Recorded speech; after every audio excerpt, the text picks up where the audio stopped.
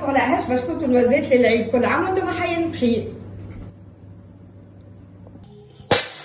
باش نفطروا حال عظمه 300 جرام سكر، ساشي سكر فانيل، مغرفه قشور برتقال مرحي، نركضوا حتى يذوب السكر، 100 جرام بفريع مهروسه، 10 زنجلان مرحي، نخلطوا مليح، ساشي كريمه نوازيت،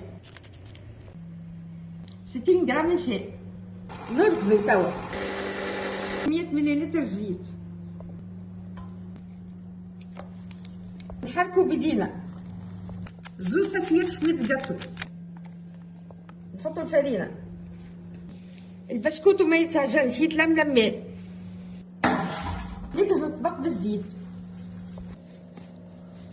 هذا القوام اللي نتحصلوا عليه.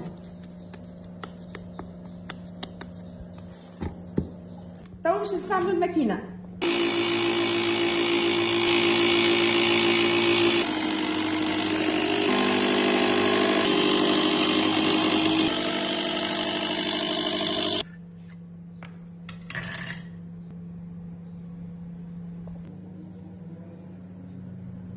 نحطوه في الفرن على 170 درجة.